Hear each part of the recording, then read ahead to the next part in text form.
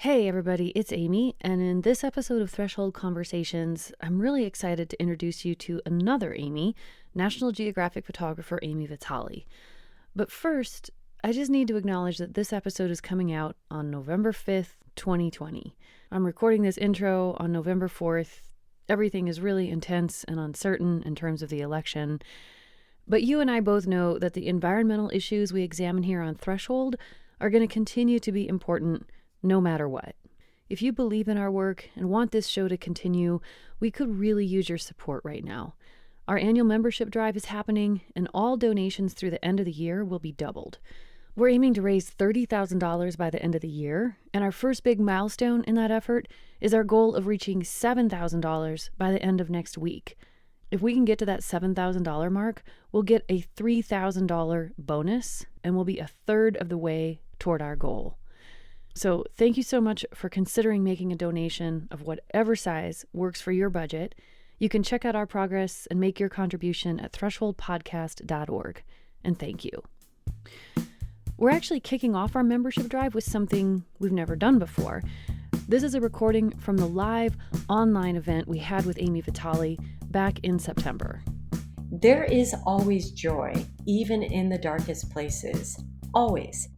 I'll tell you more about who Ami is and what her work is all about in a moment, but just to set the scene here, picture dozens of people all on Zoom, tuning in from as far away as Australia, and as Ami and I are talking, we're also looking at some of her photos. We describe the photos as we go, so you don't need the visuals in order to make sense of what we're talking about, but Ami has graciously agreed to let us share her amazing photos on our website as well. So after you've listened or while you're listening, you can go to thresholdpodcast.org and actually see the images we're referencing if you want to. This event was a real team effort, so I want to give a shout out here at the top to our development director, Angela Swatek, marketing and operations director, Eva Kalea, outreach coordinator, Casey Simpson, social media storyteller, Talia Farnsworth, producer, Nick Mott, and the whole Threshold board for all you did to make this event a success. Huge thanks as well to everyone who attended this live taping. So many of you had really great questions, and it ended up feeling like we were actually collaborating in this interview with Ami Vitale, which was just what I was hoping might happen. Okay, here we go. Welcome everybody to our first ever live Threshold Conversations event. I'm Amy Martin, and I'm joined today by Threshold listeners from all around the country and even the world. Hello, listeners!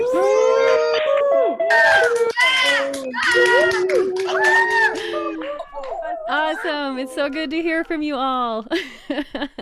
We have lots of time zones represented here today, and we're so happy about that. We're all making this episode together today, live on Zoom, and we're going to incorporate some listener questions as we go. My guest today is photojournalist Ami Vitale. Ami is a world-renowned photographer. Her list of awards is actually so long that I'm only going to give you a small sampling here. She's won 5 World Press Photo Awards, and she's been named Magazine Photographer of the Year. InStyle magazine included her in their list of 50 women changing the world in 2019, and she's been named a National Geographic Woman of Impact. Her work has been featured in publications all over the world, including National Geographic, and her photograph of the world's last male northern white rhinoceros, which she took on the day of his death, was featured on the cover of National Geographic in October of 2019. We're going to hear the story behind that image today, as well as hearing about Ami's journey into storytelling through images. That journey has put her in close contact with elephants, pandas, giraffes, and the many people working to protect these animals. Ami Vitale, welcome to Threshold Conversations, and thank you so much for being here today. Thank you so much, Amy. I'm very excited to be here. It's really fun to get to share your work with all of the people who are here today, helping us make this episode and with the wider world. You're probably best known for your stunning images of wildlife, but what might be less well known is that you have actually portrayed wildlife on stage. Nick, can you share our first photograph? So what we're looking at here now is a picture of a very young Ami Vitale who is apparently about ready to go do some ballet dancing dressed as a lion. How old were you when this picture was taken of you, Ami, and where did this fierce lion ballerina live at the time? That I think I must have been around 5 years old, and this was in, the wilds of Fort Lauderdale, Florida, and I think my parents must have known something I didn't. I mean, it's kind of remarkable that, yeah, my last story was actually working up close with lions, but, I don't think they ever really did imagine this would be my life. Well, you're a very very adorable little lion, and before we get into your work, I'd just like to know a little bit more about who you are. And I often find like to figure out who somebody is, it's helpful to know who they were when they were young. So when you think about this little 5 year old, or maybe even somebody, a few years older than that, would she ever have guessed that she was going to become something of a celebrity photojournalist? I'm the least likely person if you knew me as a child and young woman because I was painfully shy and awkward, afraid of people, afraid of the world. And I kind of joke when I look at this picture because I think, maybe my parents were really trying to find ways to um, give me more courage. And they would often put me in front of the camera and were really just trying to find ways to help me engage with the world. But that never really happened until I picked up a camera as a teenager. And I think the camera has been this really incredible tool for my own self empowerment. And so it's been this journey that the camera really was my passport for this very privileged life, really. Well, and before you started doing the wildlife photography that we all know you from now, you actually were a conflict photographer, correct? That's correct. I didn't seek out to be that. I was very interested in the stories of humanity, and I also wanted to understand on a deeper level why we had so much conflict and what that looked like. And really, much like your work, Amy, I wanted to get beyond the headlines and really understand in a deeper way why the world is the way that it is. Well, let's go ahead and look at the next slide. This is an image of a burning car. Three men are pushing it. What's going on here? Where were you? This was in Gaza in the year 2000 during the Second Intifada. And this was the kind of work that I began doing in the beginning, where I don't think I really intended for this path to happen, but somehow I went from being a business, like really business. I worked for a business newspaper covering really businessmen and politicians, taking their portraits. And within 3 years, went from that to covering the horrors of the world, hardcore conflicts on the front lines, and places that you have heard of to places you probably have not heard of. And this was one of the stories that I kind of parachuted in and started documenting, and I kind of going to the center of the action and bringing back these images that my editors wanted and I thought that my audience wanted. I'm curious. What was your approach to working in these conflict zones over time? What did you begin to focus on? Well, as I began, I mean, I really learned actually in that during the Second Intifada, there was a moment when I was running towards a building that I wanted to cover the scene that was unfolding there. And as I was running, the batteries in my camera fell out. And in that moment, when I stopped to pick all of them up, put them back in the camera, a helicopter with a missile came out of nowhere and vaporized the building I was supposed to be in. And I had this really um, profound moment where I started to question everything that I was doing and how I was covering these conflicts. And I was doing what I thought was good journalism, which was bringing back the most sensationalistic, violent images, um, getting close to the action. I thought that's what a good war photographer should do.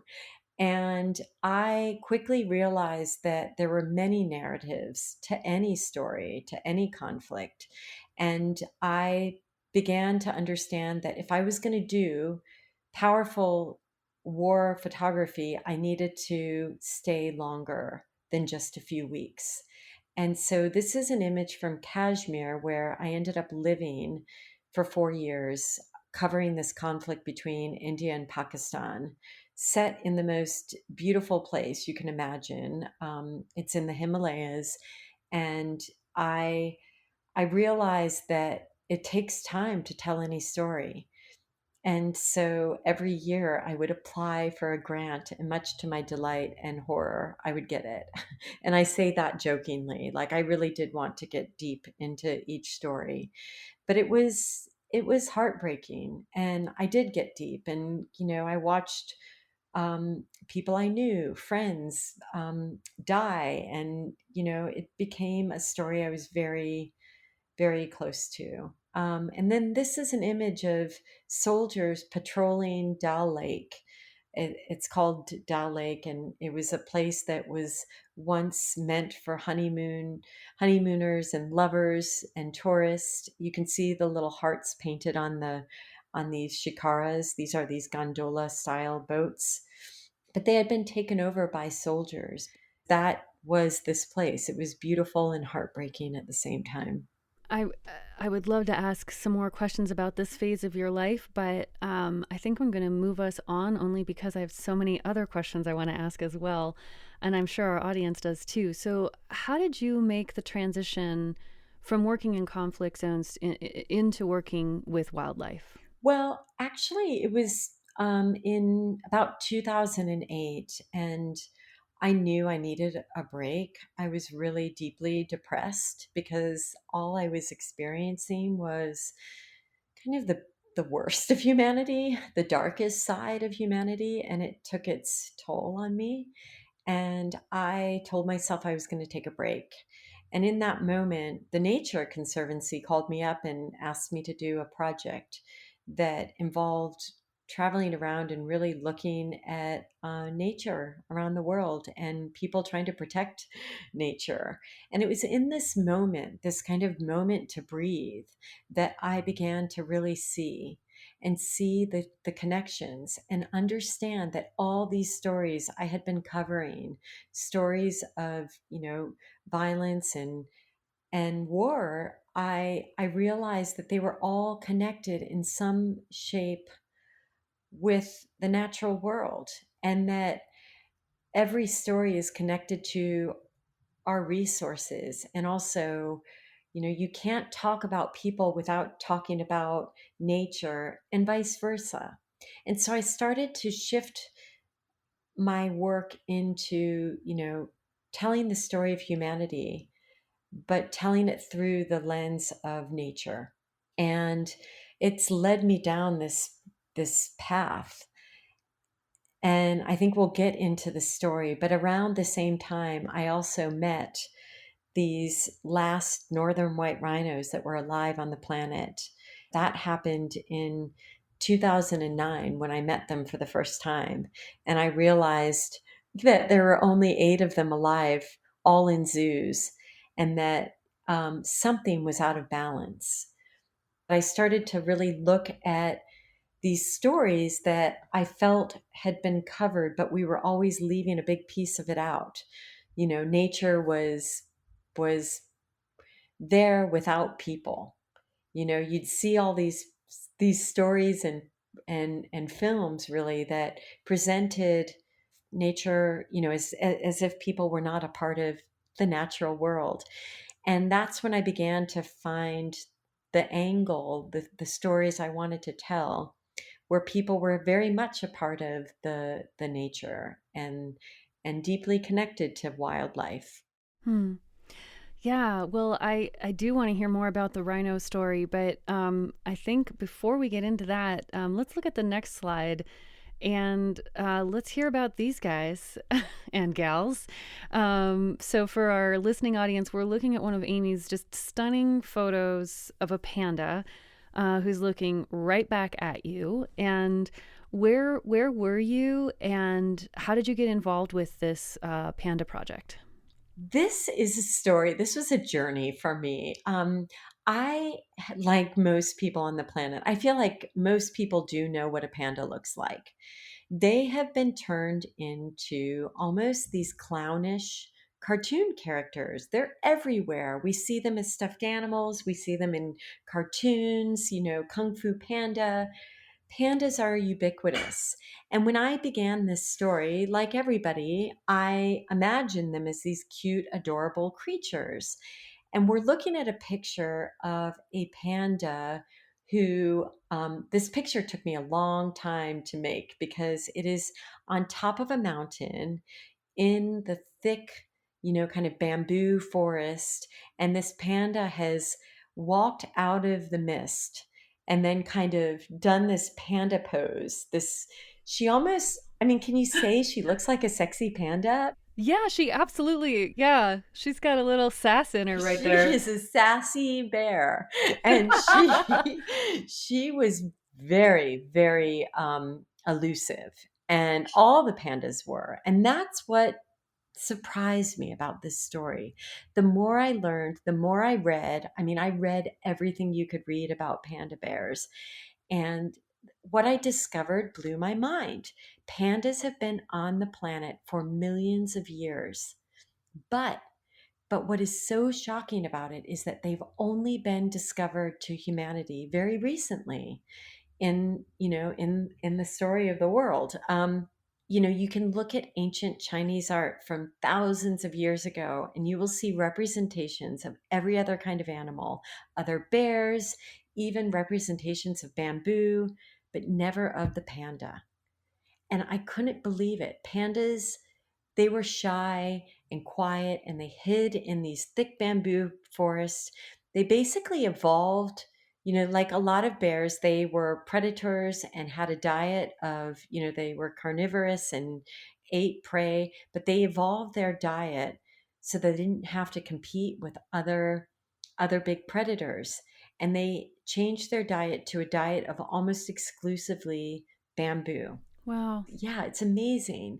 What that meant was that they, so many things happened. So, for example, the reason they're black and white, scientists have now come to agree on, is because they eat a diet of bamboo. It means that they are not like other bears where they hibernate in the winter.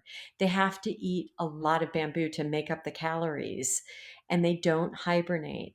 And so scientists think that it allows the black and white pattern is so that they can hide in snow because they have to stay awake in the winter, and also hide out in forest in the summertime.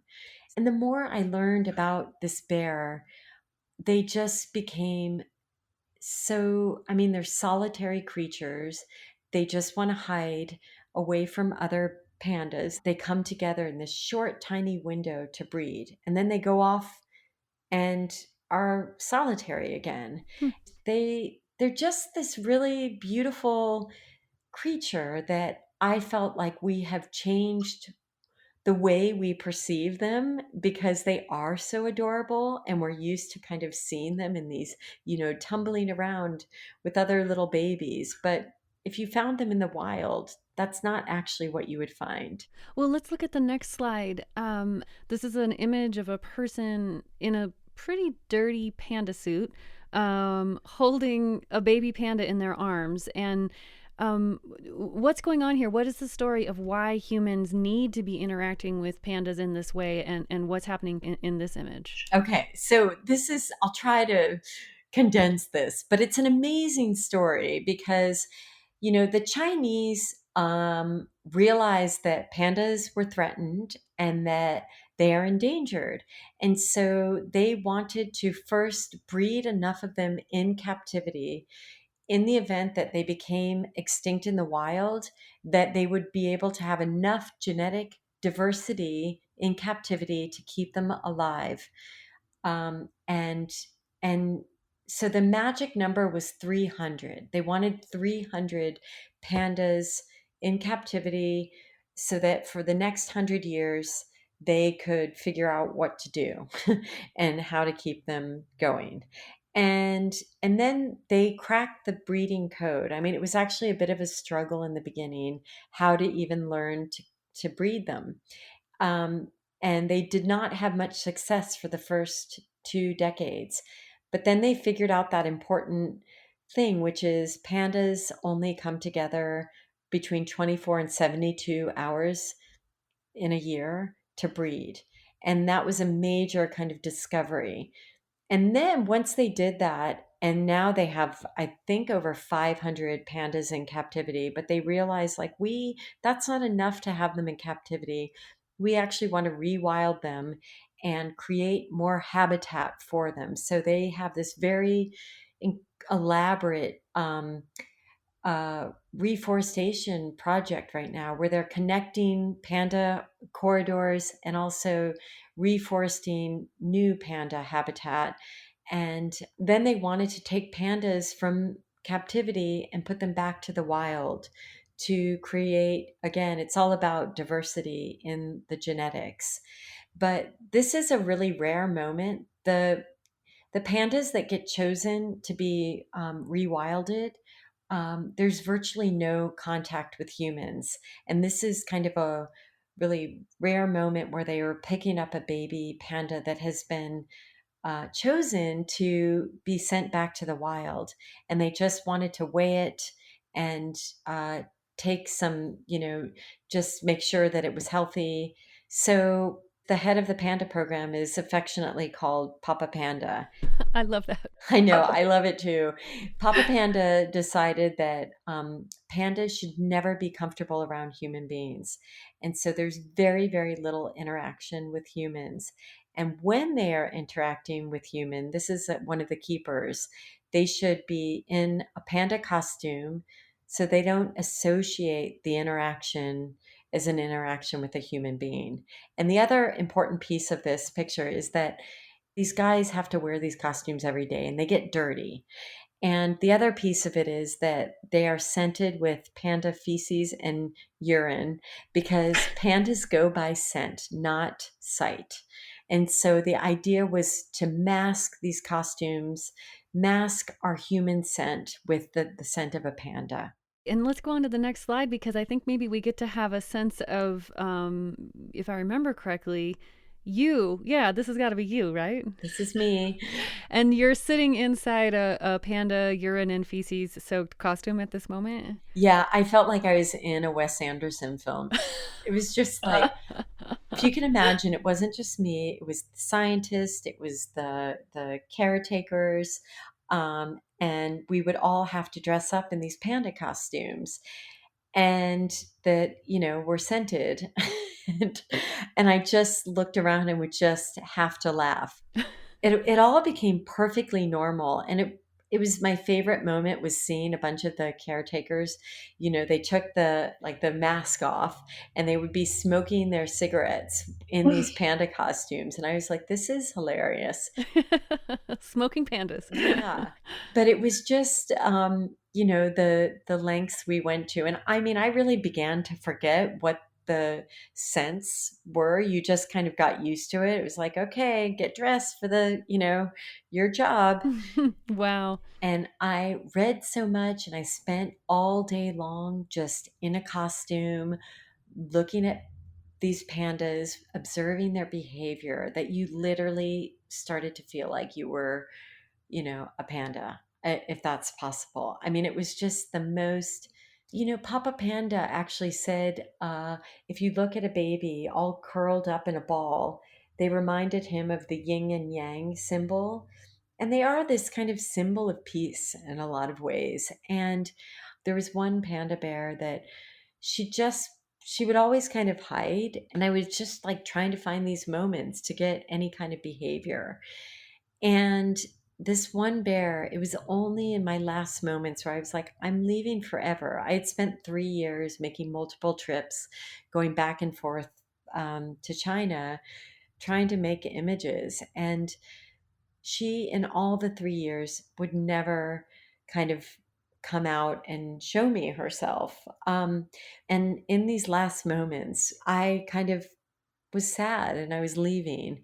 And it was very funny because she had just had a new baby and she picked the baby up, put it in her mouth, and literally stepped and walked right in front of me, um, picked the baby up, held it up in her paws, and held it into the air, and then put the baby back on the ground, and then put it back in her mouth, and then ambled back to her hiding spot. And that was it. Wow.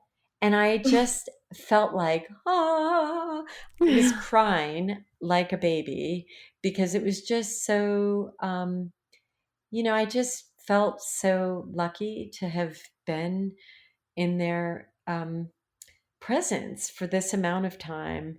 And I felt like it was our goodbye, our last goodbye. Oh, that's so beautiful. It was beautiful. And then the Yeah. driver came and said, "It's time to go. You have to go. I have to take you to the airport." And I was like weeping. Oh. Goodbye, bears. We'll be back with more from this live event with photographer Ami Vitale right after this.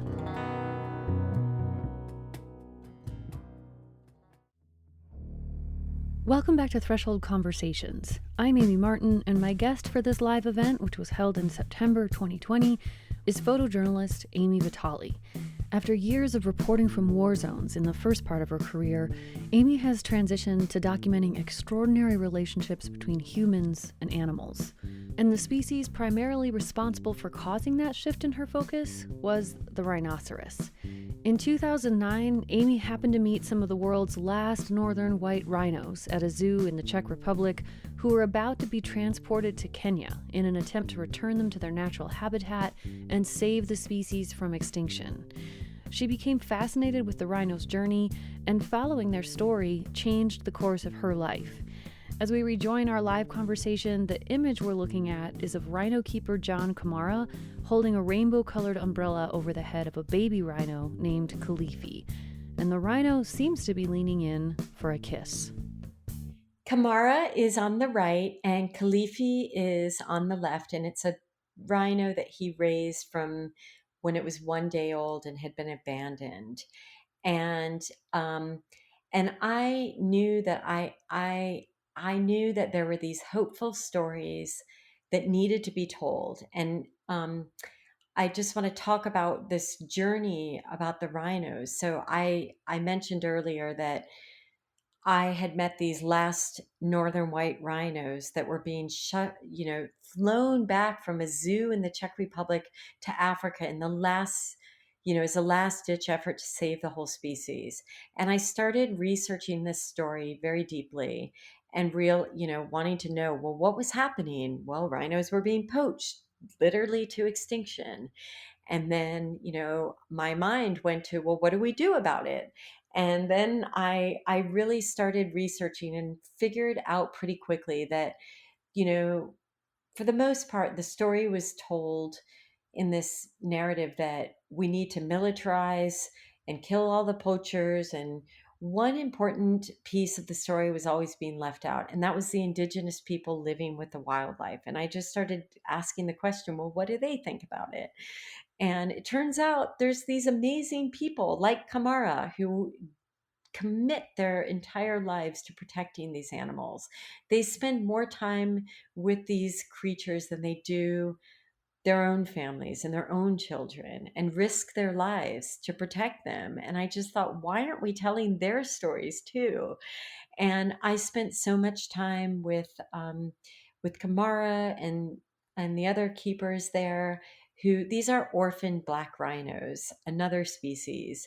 But I believe that these stories also matter, and that the indigenous people protecting wildlife are the key to saving what's left.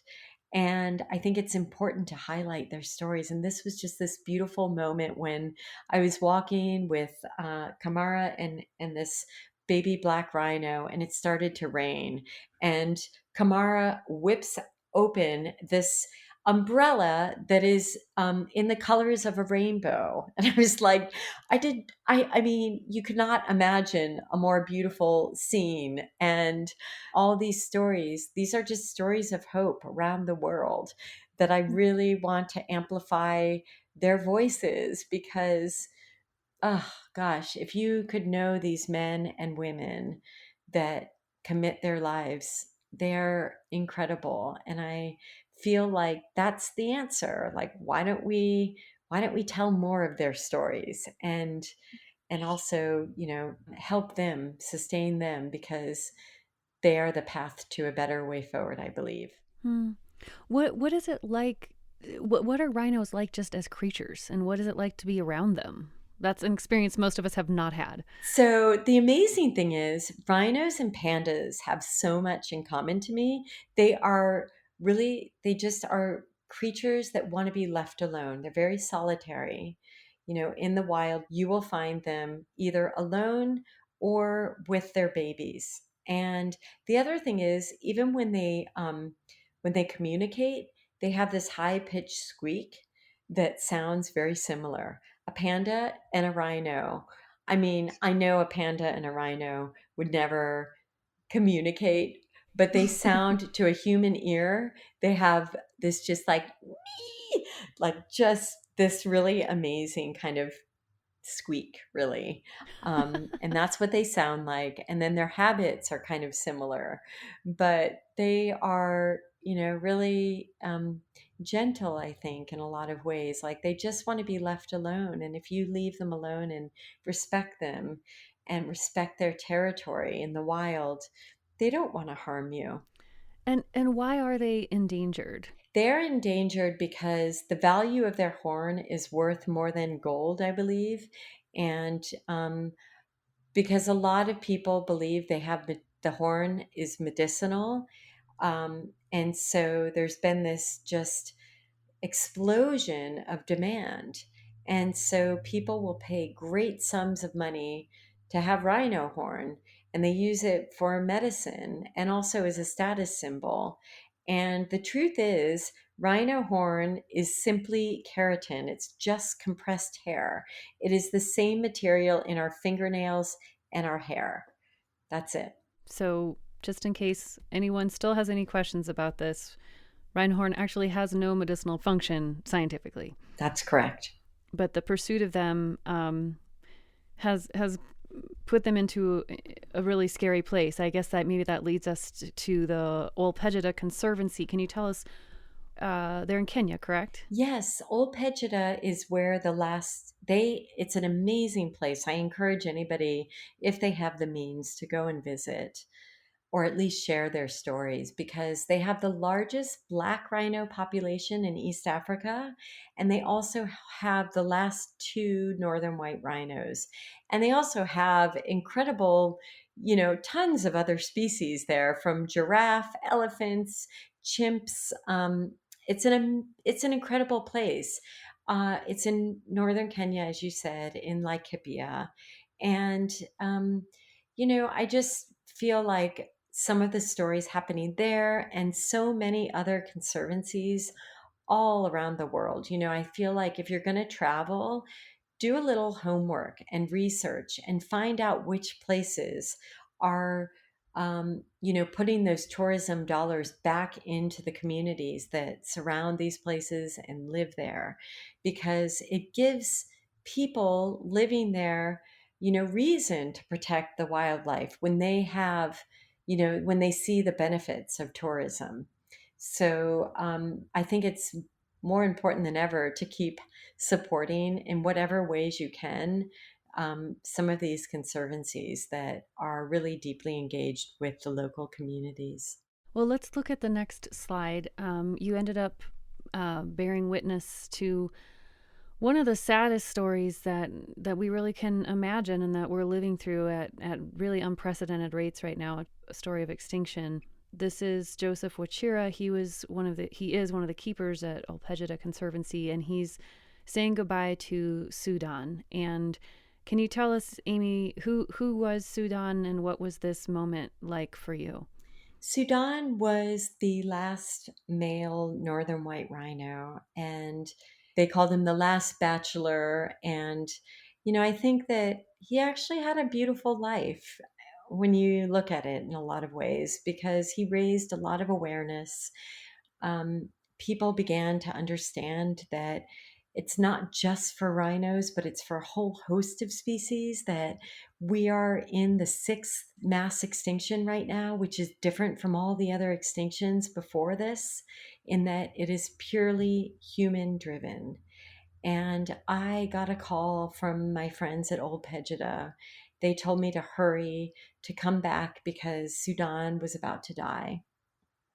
And so I got there, and it was, I mean, I couldn't even talk about it for a long time without breaking down and crying because it was so heartbreaking. Um, I think what this image represents to me, this moment represented, is that this is what we have reduced not just the northern white rhino, but so many other creatures too. We the future is right here in our hands. We get to decide the fate. We can be the best of humanity or the worst, the very worst of humanity. And to me, Jojo, who's, resting his head into Sudan's head, Jojo is the best of humanity. He really commits his life to protecting these animals. And it's also like the worst of humanity because you look at it like this is it. What are we going to do? The path is up to us. And this moment was so quiet. That's the thing that really stuck out. I mean, nature is very noisy. Every time I go there, there's always birds chirping, and nature is not totally quiet. But on this day, it was so quiet. All you could hear was the rain and the quiet, muffled sobs of the keepers who loved him. And, I just hope that this is our reminder that our future as human beings is intricately connected to all wildlife, to the natural world. We are not separate from it, and we can't control it. And that until we start to understand this very important reality, that you know we're one and the same. We're linked to all of these species. Hmm.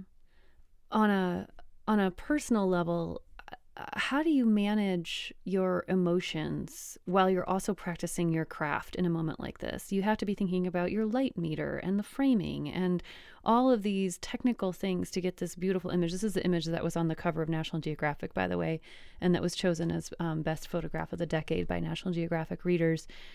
And at the same time, this is a highly emotional experience for you just as a human. So, how do you manage all that simultaneously?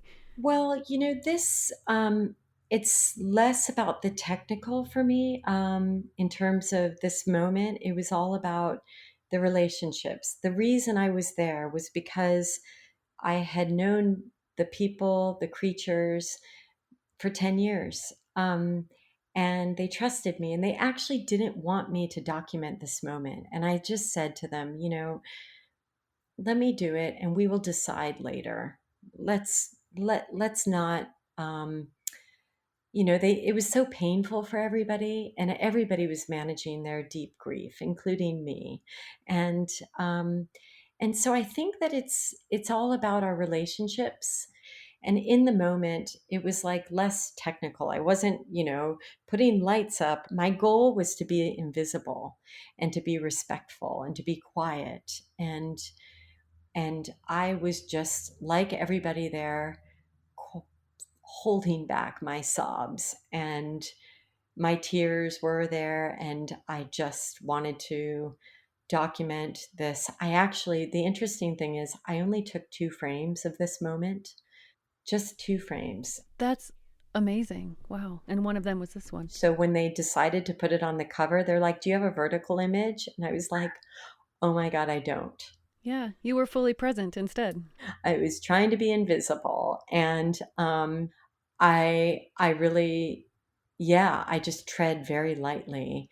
I would do it differently. I would have shot a vertical now. I would have taken more frames. But I just, yeah, was very aware. There was a lot going on. There were a lot of keepers there. The vets were there, the scientists, like everybody was there. And I didn't want to get in the way of anybody.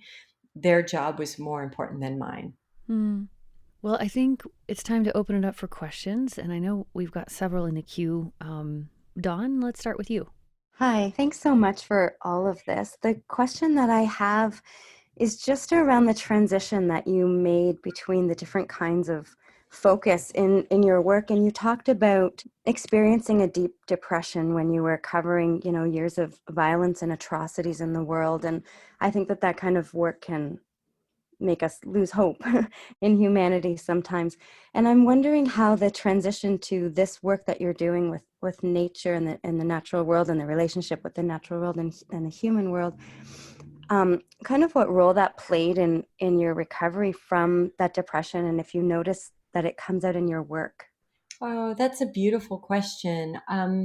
Well, I think in all of my work, you may see that they're always, they're not these, they're not all joyful images, which I think a lot of people kind of on the surface can make a mistake and just see the joy. But I see everything intricately connected. There is always joy, even in the darkest places. Always. And that was something I really fought to get into media when I was covering even conflicts and the atrocities, because I always saw the most incredible people. I met the best human beings I will ever meet in my life in those dark places, who were resilient, who were fighting the good fight, who never gave up, not just in the conflict, but also when it comes to, conservation stories and wildlife stories, that never give up, that there is always hope, and that there is always the most remarkable people who often don't get their voices heard. And that's what I'm seeking out. I'm looking for those beautiful voices that remind us never give up. Um, there is always a way forward, and that we have more in common with each other than we often recognize. I actually think we have too much noise that focuses on the negative. I'm not Pollyanna here, and I don't just gloss over things.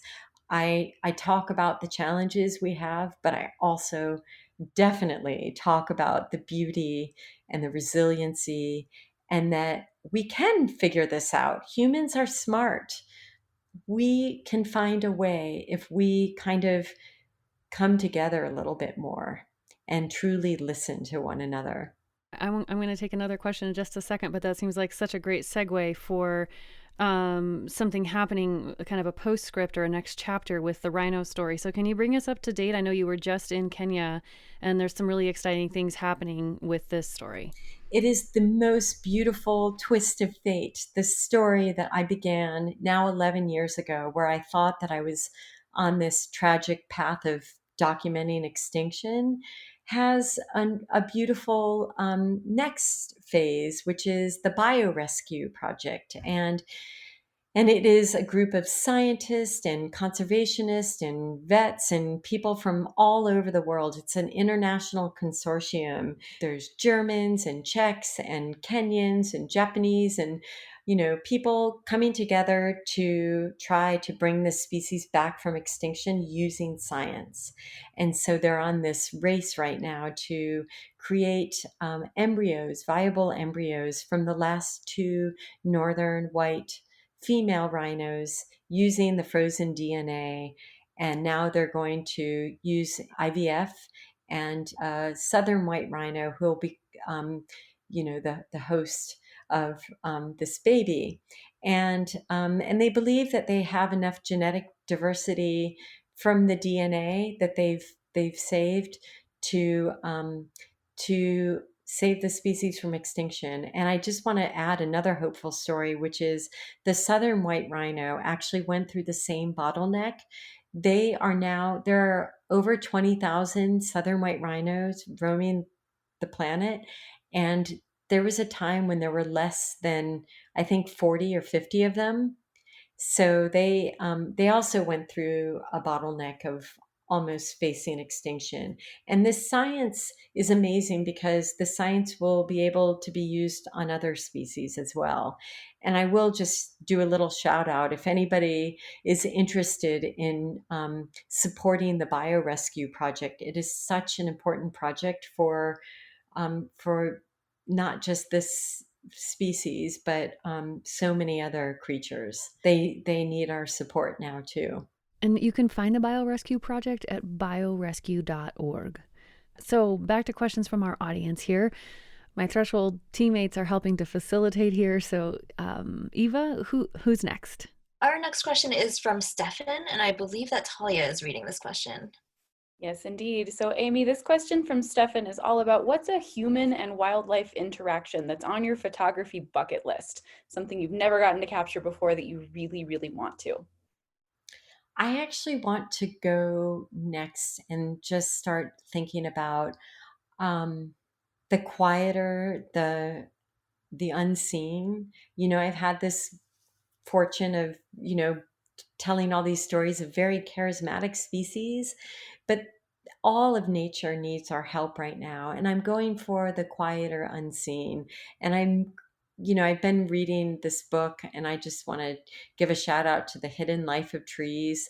I love this book, and I listen to it actually all the time because there's so much to learn from even, what's happening between trees communicating with one another. And it's the same thing with wildlife.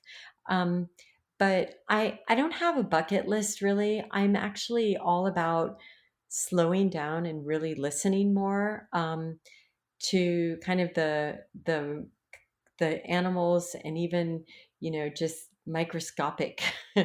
So I'm really interested right now in the this may not be what you want to hear, I'm so sorry, but the whole ecosystem and how all the pieces fit together, and maybe the less charismatic species need our help now. That's what I want to hear. I love that. It's interesting and feels exactly right. Is there another question in the queue? Yes, we have a question from Justin Sloan. Justin, you can go ahead and unmute yourself and ask your question. Thank you. Thank you very much for making the time for us today. My question is, what percentage of your images do you stage or prepare versus take candidly? And if you could touch a little bit on your preference. Oh, that's a great question. No, I'm actually a terrible photographer. I take so much time to just wait and observe.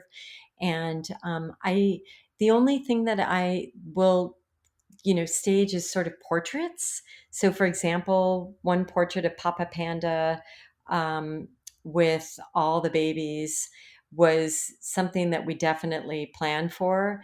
But particularly with these animals and people, I don't tell them to do anything. And, even it's just sort of waiting for the magic to happen. And even that earlier picture of Kamara and Khalifi with the umbrella, I actually knew that I wanted to be there in the rainy season. I had no idea he had this gorgeous rainbow colored umbrella, but I just knew that I wanted to show the hardship that they went through, and that they're out there in pouring rain. And then it just happened that he had this gorgeous umbrella, and then he had such a profound relationship. He was actually sitting there in the rain. And then Khalifi was like, got a little bit too far away from Kamara and literally came running back to him, squealing. And Kamara was sitting there in the rain, and he gave him this like kiss, kind of reached in to smell him.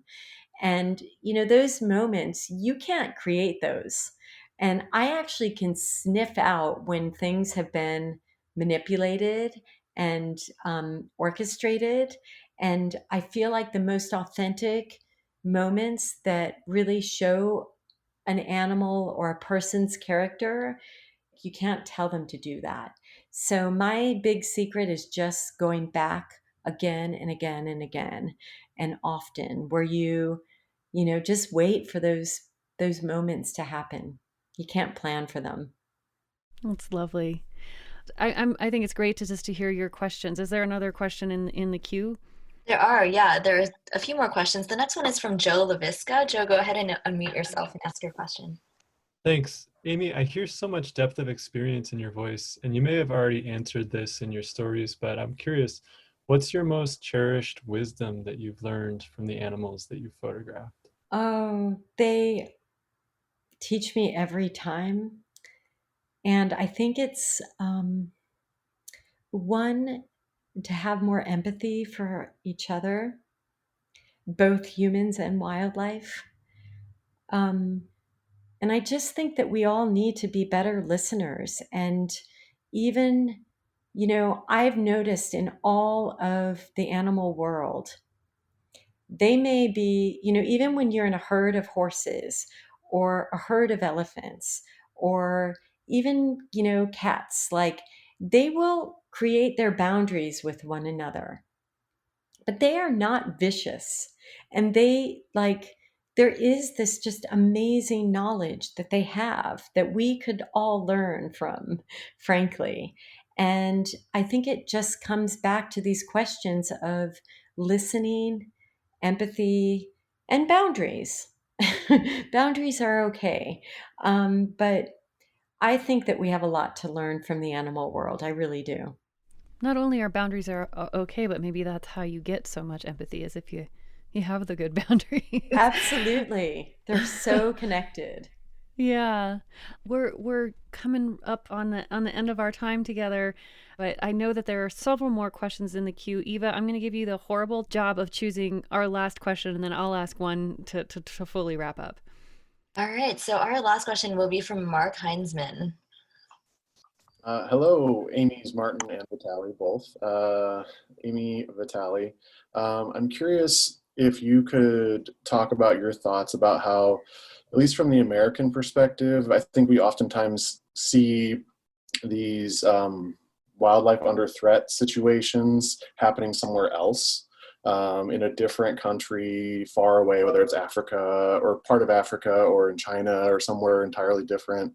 But of course, here in the United States, there are plenty of species that are under threat, plenty of wild places that are under threat.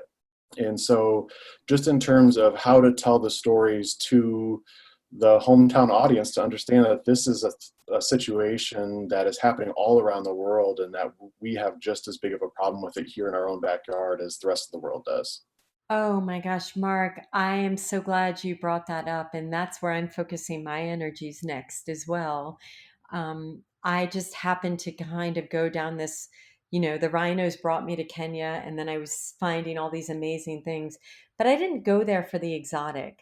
I was actually trying to find the things that connect us and demystify it and humanize it and make people feel like, gosh, this is the same story happening in my backyard. But you are absolutely right. And you said it perfectly and really, Grace, beautifully.